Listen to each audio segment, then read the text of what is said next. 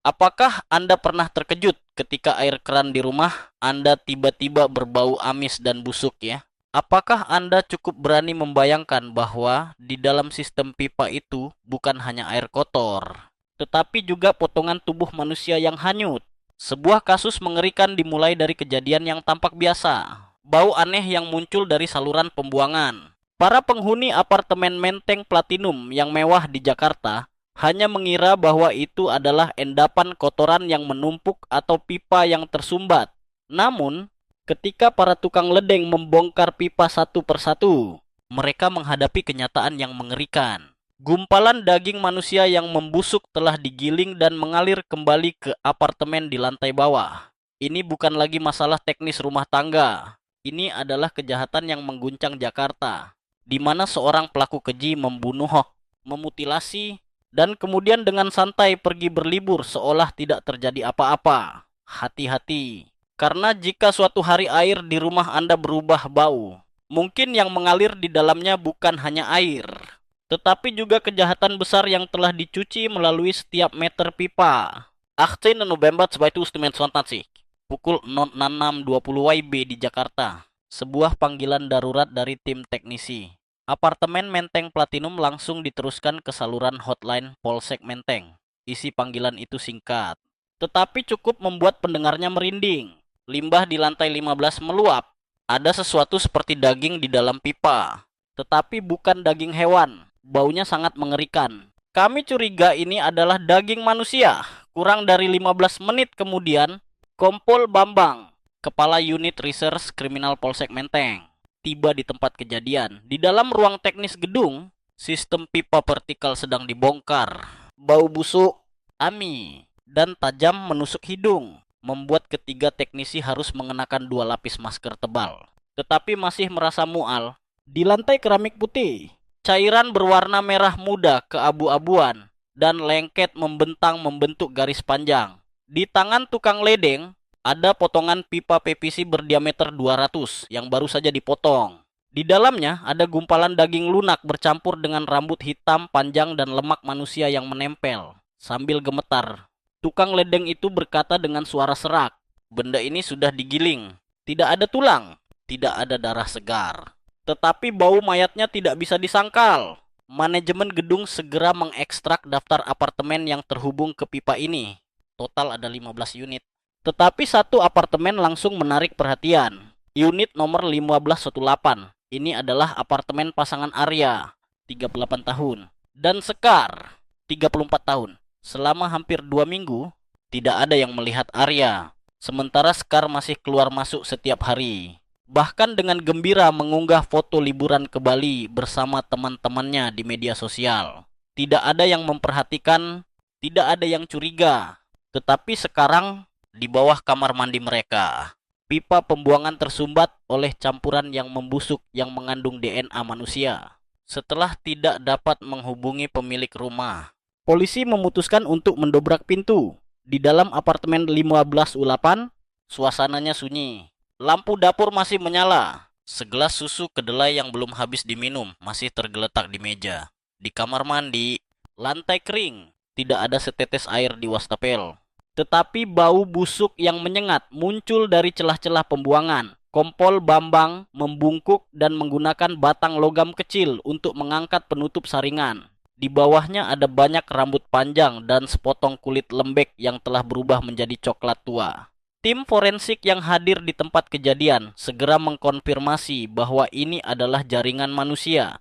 Tidak ada keraguan lagi. Seseorang telah membunuh, memutilasi, dan membuang mayat dengan membuang tubuh secara bertahap melalui sistem air limbah bersama gedung apartemen. 15 lantai, lebih dari 50 unit apartemen, dan semua orang harus hidup dengan kengerian bernama saluran darah. Seluruh kawasan apartemen Menteng Platinum ditutup. Tim teknisi diperintahkan untuk segera membongkar seluruh sistem pipa air limbah di lantai 14, Piptiah, dan 16. Potongan pipa yang dilepas semuanya berisi hal yang sama. Daging manusia yang telah digiling bercampur dengan rambut, menempel di setiap lubang saringan, setiap tikungan, setiap sambungan. Ada juga potongan tulang rawan telinga kecil, kuku yang patah, dan bahkan pecahan tengkorak. Para penghuni mulai berkumpul di lorong. Tidak ada yang berani berbicara keras, hanya berbisik-bisik ketakutan. Beberapa orang tidak tahan dan muntah di tempat. Yang lain panik ketika ingat bahwa air di kamar mandi mereka berbau aneh selama seminggu terakhir. Tetapi mereka hanya mengira itu karena pipa tua. Seorang pria menangis dengan suara gemetar. Ya Tuhan, saya bahkan menggunakan air itu untuk menyikat gigi selama beberapa hari terakhir. Polisi meminta semua penghuni lantai 15 untuk menandatangani berita acara yang mengkonfirmasi kondisi apartemen sambil menutup semua keran air. Namun, semua mata tertuju pada satu tempat, apartemen 1508. Bukan karena ada polisi yang berjaga, tetapi karena semua orang tiba-tiba ingat bahwa sudah lama mereka tidak melihat Arya, pemilik rumah. Sementara itu, istrinya, Sekar, masih pergi ke sana kemari dengan rambut baru yang keriting, berpakaian modis, dan masih tersenyum menyapa semua orang seolah tidak terjadi apa-apa. Seorang tetangga pernah bertanya, suaminya kemana kok jarang kelihatan? Sekar hanya tersenyum menjawab, "Oh, suami saya sedang dinas ke Surabaya selama sebulan." Tetapi seseorang di lantai atas menegaskan, "Saya mendengar pertengkaran yang sangat keras dari apartemen itu pada malam akhir Juli. Setelah itu sunyi senyap." Pada tanggal 19 November, para penghuni menemukan tas sampah besar berwarna hitam yang dibuang secara sembunyi-sembunyi di area pembuangan sampah teknis di ruang bawah tanah. Di dalamnya ada handuk mandi yang berlumuran darah kering, beberapa potongan nilon yang lengket dan aneh, dan terutama bau pemutih yang sangat menyengat. Ketika memeriksa riwayat pesanan online apartemen 1508, polisi menemukan bahwa pada tanggal 27 Oktober, pesanan yang terdiri dari 2 botol cairan pembersih saluran yang sangat kuat, 1 liter pemutih pakaian, dan sebuah mesin penggiling daging berdaya tinggi telah dikirim ke rumah. Penerima barang menandatangani nama Sekar. Pria bernama Arya tidak ada yang bertemu sejak malam tanggal 29 Oktober. Istrinya, Sekar, sedang check-in di sebuah resort mewah di Bali, dan potongan tubuhnya terjebak di sistem pembuangan air seluruh gedung. Pada tanggal 20 November, Kompol Bambang meminta untuk mengekstrak seluruh data kamera keamanan dari ruang bawah tanah, lift, lorong, dan pintu masuk lantai 15 dalam jangka waktu dari tanggal 28 Oktober hingga 1 November. Lebih dari 20 jam rekaman. Tetapi hanya butuh 30 menit bagi para penyelidik untuk menemukan detail yang sangat tidak biasa. Pada malam tanggal 29 Oktober pukul 22.13 WIB, pintu lift di ruang bawah tanah terbuka. Sekar masuk sambil menyeret koper besar berwarna abu-abu perak. Wajahnya mengenakan masker dan topi yang menutupi hampir seluruhnya. Tetapi yang patut diperhatikan adalah orang yang berjalan tepat di belakangnya. Seorang pria asing mengenakan jaket hitam tinggi dan kurus sekitar 1,2 meter, memegang tas sampah besar berwarna hitam. Ketika lift berhenti di lantai 15, keduanya keluar bersama dan langsung menuju apartemen 1508. 37 menit kemudian, mereka muncul kembali. Kali ini pria itu yang menyeret koper. Sekar berjalan di sampingnya. Ketika lift turun ke ruang bawah tanah, mereka berpisah. Sekar keluar melalui pintu utama. Sementara pria itu kembali ke area teknis di mana tidak ada kamera pengawas. Tim investigasi menghentikan gambar, memperbesar bingkai foto, dan menggunakan perangkat lunak pengenalan wajah yang ditingkatkan. Hasilnya tidak cocok dengan penghuni manapun di gedung. Pria ini bukan penghuni, tidak terdaftar sebagai tamu, tidak muncul dalam pemeriksaan keamanan apapun, tetapi dia bisa masuk ke ruang bawah tanah. Pasti ada seseorang yang membantu membuka pintu. Dan orang itu tidak lain adalah Sekar. Pada saat yang sama, data dari sistem kunci pintu apartemen menunjukkan bahwa pada pukul 19.40 WIB pada hari yang sama, Sekar telah membuka pintu apartemen 2 kali berturut-turut. Yang kedua adalah ketika kamera lorong merekam adegan pria asing itu masuk bersamanya. Ketika tim teknisi memeriksa lebih dekat lubang pembuangan di kamar mandi apartemen 1508, mereka menemukan bahwa penutup saringan telah dilepas dan dipasang kembali dengan jenis baut yang berbeda yang tidak sama dengan apartemen lain di gedung. Ada tanda-tanda penggunaan paksa, ada goresan, dan di bawah lapisan silikon yang ditempelkan di sekelilingnya, ada noda darah yang telah meresap ke dalam semen. Polisi menetapkan bahwa pelaku tidak bertindak sendirian. Ada yang membantu, ada yang langsung ikut membuang, dan sangat mungkin ikut membunuh. Data telepon, Sekar diminta untuk diekstraksi segera. Dan di antara ratusan pesan yang telah dihapus, percakapan khusus dipulihkan. Dikirim dari nomor telepon aneh yang tidak disimpan namanya dengan isi "bereskan saja, lalu liburan biar santai. Tidak ada yang curiga." Sekar menjawab, "Aku sudah menahannya lama. Sekarang saatnya aku hidup untuk diriku sendiri." Sekarang, kematian Arya bukan lagi kasus istri membunuh suami dalam amarah sesaat.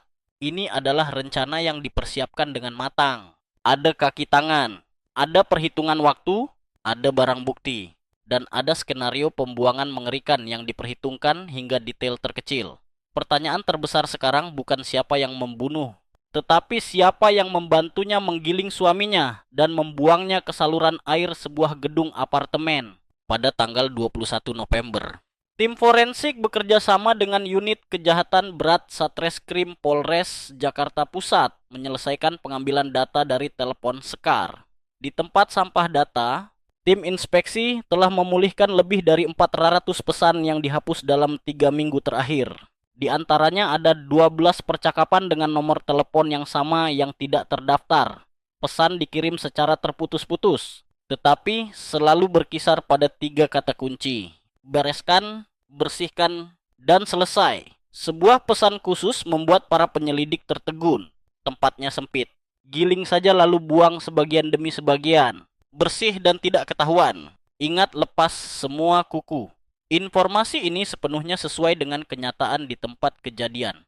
Tubuh korban tidak utuh. Kuku telah dilepas bersih. Kulit di ujung jari dipotong sehingga tidak ada sidik jari. Dan setiap bagian tubuh digiling hingga tidak ada struktur asli. Seorang spesialis forensik mengatakan, cara membuang, waktu membuang, dan kekuatan air dihitung dengan sangat cermat. Tim kerja melacak nomor telepon yang mengirim pesan tersebut. Itu adalah kartu seluler sekali pakai. Tetapi data GPS menunjukkan bahwa itu pernah menangkap sinyal di sekitar Kecamatan Kebayoran Lama, tidak jauh dari Jakarta Selatan, tepat 2 jam setelah Sekar meninggalkan apartemen pada malam tanggal 29 Oktober. Membandingkan dengan data kamera lalu lintas, polisi menemukan sebuah sepeda motor matic berwarna hitam tanpa plat nomor atau plat nomor telah ditutupi. Pengemudinya mengenakan jaket hitam melaju lurus ke kawasan perumahan, lalu menghilang dari jangkauan, mengikuti petunjuk dari riwayat rekening bank Sekar. Tim investigasi menemukan transaksi transfer sebesar 10 juta rupiah ke rekening atas nama Hendra. Dilakukan pada pukul 11.23.30. WIB segera setelah kamera merekam adegan Sekar dan pria asing itu memindahkan tas sampah ke ruang bawah tanah. Hendra lahir tahun 1960, berasal dari Jawa Tengah, memiliki catatan kriminal terkait penganiayaan, perjudian, dan pencurian ringan. Dia tidak memiliki pekerjaan tetap. Saat ini hidup menggelandang tanpa mendaftar. Yang patut diperhatikan, Hendra pernah menjalin hubungan asmara dengan Sekar sebelum dia menikah dengan Arya pada tahun 2019.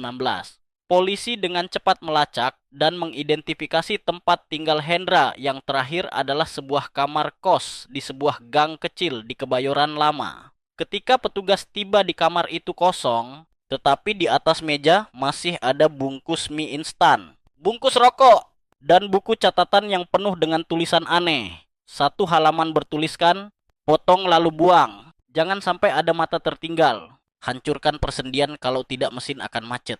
Tulisan itu berantakan, tetapi goresannya sangat kuat dan familiar. Pakar penilaian tulisan tangan mengkonfirmasi bahwa itu cocok dengan tanda tangan dalam file Hendra ketika dia ditahan 3 tahun lalu. Hendra adalah pria misterius yang pergi bersama Sekar pada malam yang menentukan itu. Dia tidak hanya membantu membawa tas, tidak hanya berdiri di belakang pembersihan, tetapi juga orang yang menyarankan cara membuang, bertindak kejam dan dingin seperti orang yang terlalu akrab dengan pekerjaan ini. Sekarang, Pertanyaan besar bukan lagi mengapa Sekar membunuh suaminya, tetapi apakah dia membunuh sendiri atau hanya menyaksikan kekasihnya membunuh dan kemudian bersama-sama menggiling mayat untuk ditukar dengan liburan berdarah yang bebas.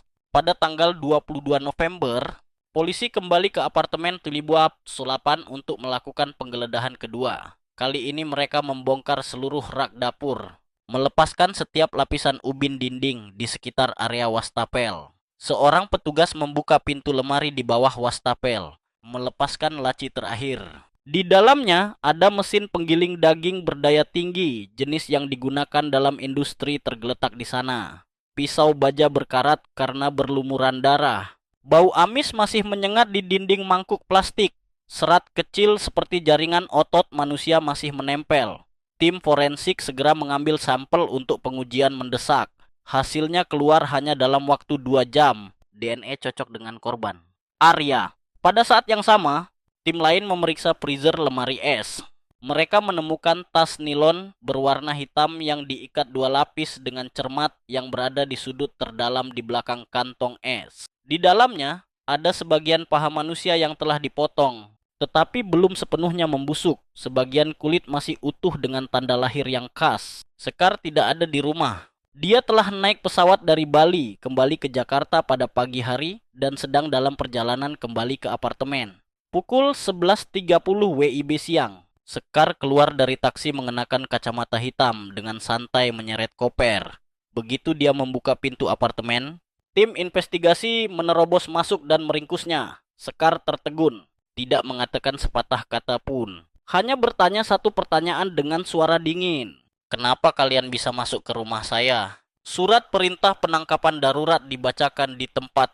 Setelah itu dia dibawa ke kantor polisi. Awalnya Sekar diam membisu, wajahnya tanpa ekspresi. Tetapi ketika penyelidik meletakkan mesin penggiling daging yang masih berlumuran darah di atas meja, dia mulai gemetar. Dan ketika dia melihat kantong daging manusia yang diambil dari lemari esnya sendiri, Sekar tiba-tiba menangis lalu tertawa terbahak-bahak dan berteriak, "Aku tidak sengaja. Aku hanya ingin dia diam." Pihak forensik mengkonfirmasi bahwa tubuh korban dipotong menjadi beberapa bagian. Tidak ada luka dalam pada tengkorak yang menunjukkan korban meninggal bukan karena cedera langsung. Kemungkinan besar diracun lalu dicekik atau dibuat sesak napas. Tidak ada darah yang terciprat di dinding. Tidak ada tanda-tanda perlawanan yang berarti korban hampir tidak sadarkan diri sebelumnya. Tim forensik telah memulihkan riwayat pencarian di tablet Sekar. Kata-kata yang muncul membuat seluruh sistem investigasi terdiam. Obat bius dosis tertinggi tidak menyebabkan kematian. Bagaimana membuat korban tidak bergerak dalam 10 menit? Apakah menggiling daging manusia dapat menyumbat saluran pembuangan? Ini bukan lagi pembunuhan karena konflik suami istri biasa. Ini adalah kejahatan yang dipersiapkan dengan rencana, ada penelitian, dan ada waktu untuk menyeret koper untuk liburan sementara suaminya sedang dibuang melalui setiap meter saluran air. Sekar, wanita yang pernah dinilai tetangganya sebagai pintar, baik hati, dan hidup dengan sopan, sekarang duduk di hadapan para penyelidik dengan mata kosong dan sedingin mesin penggiling yang dia gunakan untuk menggiling suaminya selama 5 tahun terakhir. Pada tanggal 23 November, tim investigasi secara resmi membuka berkas investigasi komprehensif tentang pernikahan antara Arya dan Sekar. 4 tahun menjalani pernikahan yang tidak terlalu besar, tetapi lengkap, sebuah apartemen yang dicicil atas nama kedua suami istri. Mereka tidak memiliki anak, tidak memiliki catatan kriminal. Tetangga menggambarkan mereka sebagai pasangan yang baik dan jarang berinteraksi. Tetapi tidak ada yang aneh. Namun, berkas investigasi mengungkap sisi gelap lainnya. Telepon Arya pernah mengirim pesan ke sahabatnya dengan isi, "Aku tidak tahan lagi." Dia seperti orang yang sama sekali berbeda. Sedingin es. Tidak melihat wajah, tidak berbicara. Rekaman suara dalam mesin Arya juga dipulihkan. Di dalamnya suaranya berbicara di tengah isak tangis orang mabuk. Dia punya orang lain. Aku tahu, tapi aku tidak punya bukti. Aku hanya ingin cerai dengan damai. Riwayat email Arya menunjukkan bahwa dia sedang mempersiapkan untuk mengirim surat cerai. Isi draftnya tertulis, "Istri saya telah berubah. Ada orang ketiga, saya tidak lagi memiliki kepercayaan dan tidak dapat melanjutkan pernikahan ini. Tetapi email itu tidak pernah dikirim. Draft disimpan pada tanggal 28 Oktober, tepat 1 hari sebelum dia menghilang. Kamera lift mencatat bahwa itu juga terakhir kalinya Arya terlihat pukul 21.12. WIB dia memasuki lift sambil membawa tas berisi makanan. Tidak ada yang melihatnya setelah itu. Tidak ada yang mendengar suara aneh. Dan tidak ada yang mengira bahwa hanya beberapa jam kemudian tubuhnya telah dipotong kecil, digiling, dan dibuang melalui setiap meter saluran air. Tim investigasi juga melacak riwayat perangkat Hendra, mantan kekasih Sekar. Data GPS dari kartu SIM cadangan menunjukkan bahwa dia pernah muncul di sekitar kawasan apartemen Menteng Platinum 4 kali pada bulan Oktober. Keempat kalinya terjadi pada malam hari. Dan keempat kalinya bertepatan dengan waktu Sekar meninggalkan rumah sendirian. Seorang saksi mata, seorang satpam gedung, menceritakan, "Saya pernah melihat Sekar berdiri berbicara dengan seorang pria asing di sudut lorong. Saat itu hampir tengah malam. Saya berencana untuk mendekat dan bertanya, tetapi mereka buru-buru berbalik dan menghilang. Kehidupan yang tampak damai ternyata hanyalah lapisan cat tipis yang menutupi hubungan yang telah membusuk dari dalam. Selama setahun terakhir, Sekar diam-diam menjalin kembali hubungan dengan Hendra. Pesan yang dihapus, sejumlah kecil uang yang ditransfer, pertemuan singkat di motel pinggiran kota. Dan puncaknya adalah ketika Sekar mulai mencari tahu tentang racun yang tidak berwarna dan tidak berbau, tentang cara membuat korban tidak bergerak dalam waktu singkat, dan tentang kemungkinan membuang mayat melalui sistem pembuangan. Setiap baris kata, setiap data, setiap perangkat, semuanya cocok satu sama lain dengan sempurna. Dia tidak bertindak spontan, tetapi selangkah demi selangkah dengan dingin. Pertama-tama adalah meracuni, kemudian mencekik, selanjutnya memotong, menggiling kecil, membuang secara bertahap melalui pipa, dan terakhir mengenakan gaun bunga pergi berlibur. Tersenyum cerah di depan kamera sebagai wanita bebas yang baru saja melarikan diri dari pernikahan yang melelahkan. Tim investigasi menulis dalam laporannya, belum pernah ada kasus pembunuhan di mana tindakan pembuangan direncanakan dengan sangat matang dan kejam. Dan belum pernah ada kasus di mana pelaku dapat hidup secara alami dan tenang selama seminggu setelahnya seolah tidak terjadi apa-apa. Pada tanggal 24 November, tim pemburu khusus menerima perintah darurat untuk menangkap Hendra. Kaki tangan yang telah menghilang selama lebih dari 2 minggu. Dia tidak menggunakan media sosial, tidak mendaftar untuk menyewa kamar, tidak ada sinyal telepon, tetapi dia telah meninggalkan jejak yang tak terduga. Gulungan isolasi yang menempel sidik jari. Gulungan isolasi ini ditemukan di tempat sampah teknis di ruang bawah tanah. Adalah jenis isolasi yang digunakan untuk menutup rapat tas sampah berisi tubuh yang dipotong-potong. Analisis sidik jari dari gulungan isolasi cocok dengan sidik jari yang tersimpan dalam catatan kriminal tahun 2017 milik Hendra. Polisi menetapkan bahwa dia masih berada di Jakarta, bepergian dengan sepeda motor dengan plat palsu, dan bersembunyi di kos-kosan sederhana. Tim kerja pergi ke seluruh kecamatan dan kabupaten. Polisi berpakaian preman memeriksa setiap kos murah. Hingga pagi hari tanggal 25 November di sebuah kelurahan di Jakarta Utara, seorang ibu kos melaporkan bahwa ada seorang pria kurus mengenakan jaket hitam menyewa kamar sejak malam tanggal 23. Dia tidak keluar pada siang hari, hanya menyelinap keluar pada dini hari, dan ada bau bahan kimia yang sangat aneh keluar dari kamar. Pukul 11 Plepala WIB pada hari yang sama. Polisi mendobrak pintu dan menerobos masuk. Hendra tidak sempat melarikan diri. Dia sedang membakar dokumen dan menghapus data telepon. Tetapi di tumpukan abu masih tersisa selembar kertas yang belum terbakar habis. Di ruang interogasi, Hendra menundukkan kepala dan diam selama 10 menit. Tetapi ketika dia melihat gambar potongan daging manusia yang tersisa di saluran, ketika mendengar rekaman suara sendiri yang diekstraksi dari telepon Sekar, dia tiba-tiba tertawa. Tawa yang pendek, kering, dan mengerikan. Lalu dia berkata, "Saya tidak membunuh, saya hanya membantu Sekar menggiling." Dia sendiri tidak akan sanggup mengangkat mayat itu. Penyelidik bertanya, lalu siapa yang menggiling? Hendra menjawab dengan suara tenang. Sekar dia menginjaknya lalu menekan tombol sendiri. Polisi menemukan di teleponnya sebuah video pendek. Video itu merekam adegan. Sekar berdiri di dapur mengenakan jas hujan dan sarung tangan karet sambil memasukkan setiap bagian tubuh suaminya ke dalam mesin penggiling industri. Dia diam-diam merekam tanpa sedikit pun mencegah, tidak berkedip, tidak ragu sedetik pun. Dia tidak hanya membantu, dia telah menyaksikan dan dia menikmatinya. Kasus yang tampaknya hanya membunuh suami karena cinta sekarang mengungkapkan kebenaran yang lebih mengerikan. Ini adalah kerjasama dua orang yang telah kehilangan sepenuhnya kemanusiaan. Satu orang membunuh, satu orang menggiling. Keduanya diam-diam tenang, menghitung dan kemudian menghilang di tengah keramaian, seolah tidak pernah melakukan kesalahan. Ketika penyelidik menanyakan pertanyaan terakhir, mengapa Anda setuju untuk membantunya? Hendra mendongak menatap lurus ke depan karena aku benci orang itu dan karena aku mencintai Sekar. Pada tanggal 26 November, di ruang interogasi khusus, Sekar duduk berhadapan dengan 3 penyelidik.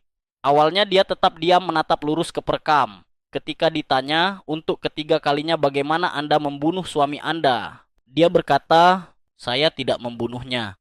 Setiap kata yang keluar dari mulutnya seperti setiap pisau yang menusuk kebenaran. Pada malam tanggal 29 Oktober, Arya pulang kerja terlambat dengan wajah cemberut. Makan malam tanpa mengatakan sepatah kata pun. Sekar diam-diam menuangkan air dan meneteskan beberapa tetes obat bius cair ke dalam gelas.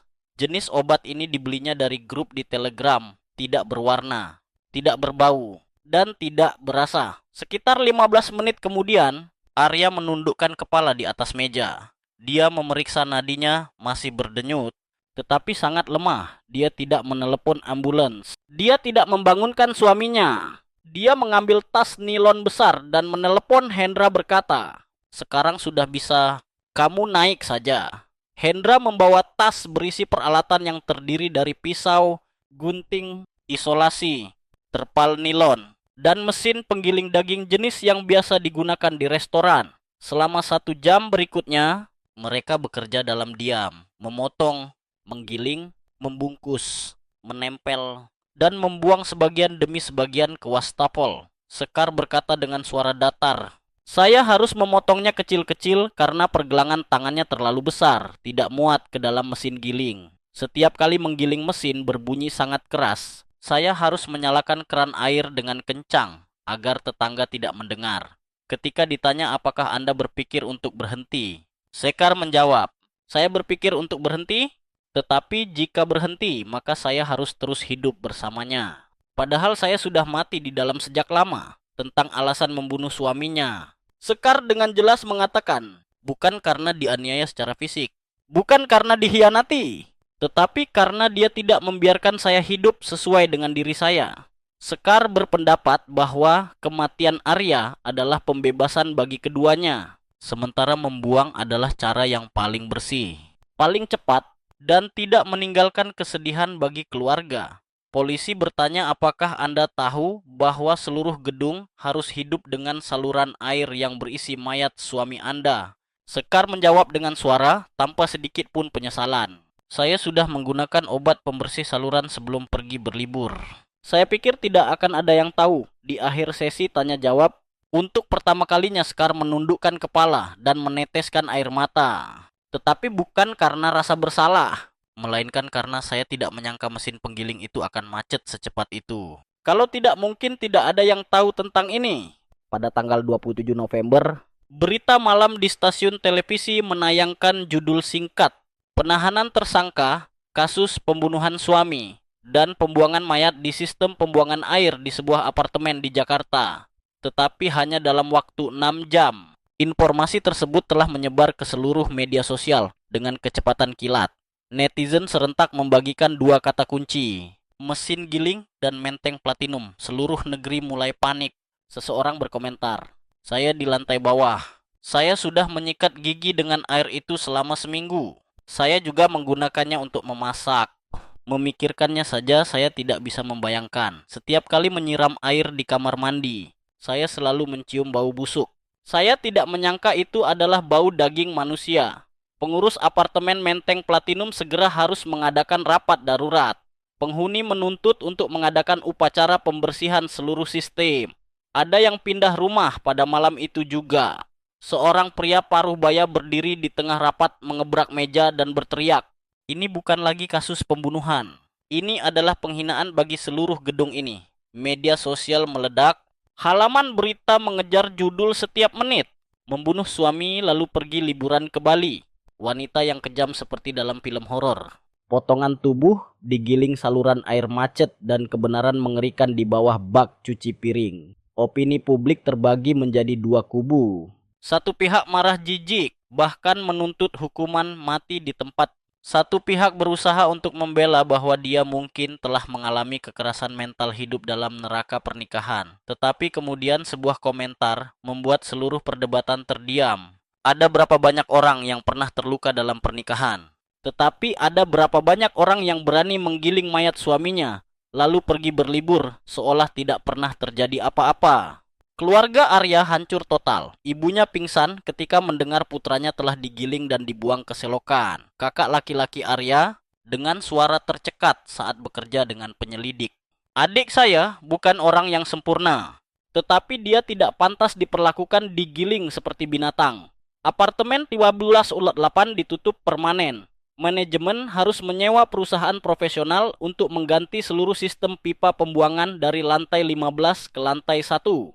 Ratusan juta rupiah dikeluarkan untuk membersihkan bau kematian, tetapi orang-orang masih saling berkata, "Ganti pipa bisa, tetapi bagaimana bisa mengganti kenangan?" Pada tanggal 25 November 2024, Pengadilan Negeri Jakarta Pusat membuka sidang perdana terhadap terdakwa Sekar dan Hendra.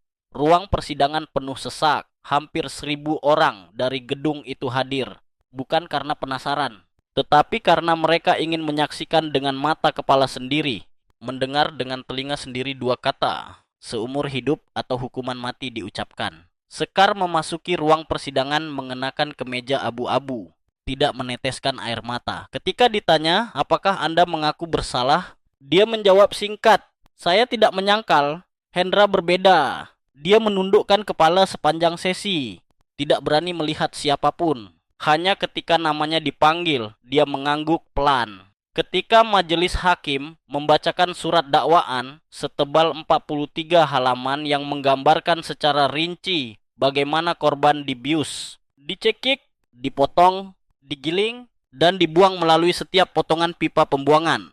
Seluruh ruang persidangan hampir menahan napas. Ada yang harus menutup mulut agar tidak menangis. Ada yang diam-diam memalingkan muka. Tetapi mata Ibu Arya, wanita berambut putih yang memegang foto putranya dengan tangan gemetar, masih menatap lurus ke arah terdakwa tanpa berkedip sekalipun. Pengacara pembela meminta keringanan hukuman untuk Sekar dengan alasan telah mengalami kekerasan mental selama bertahun-tahun. Tetapi pengadilan membantah, tidak satu pun tindakan dalam kasus ini yang menunjukkan hilangnya kendali. Semuanya direncanakan secara dingin dan kejam. Pada akhirnya, pengadilan menjatuhkan hukuman Sekar seumur hidup, Hendra hukuman mati. Apartemen 1508 disegel pintunya. Tidak ada yang mau masuk lagi. Mereka yang telah pindah rumah masih tidak berani kembali. Ada yang mengatakan bahwa setiap kali menyiram air di toilet, mereka masih merasakan bau darah belum hilang sepenuhnya. Yang lain mengatakan, setiap kali menyiram air, saya selalu dihantui oleh suara mesin giling. Tubuh Arya yang tidak utuh tidak dapat menyelenggarakan pemakaman yang lengkap.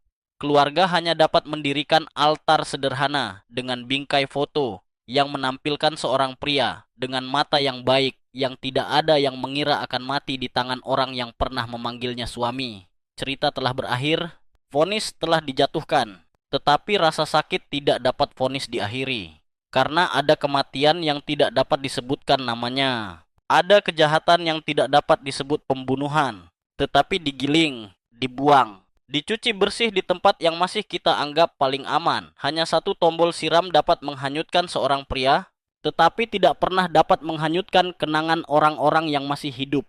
Seorang istri, sebuah mesin giling, dan rencana yang diperhitungkan hingga menit terkecil.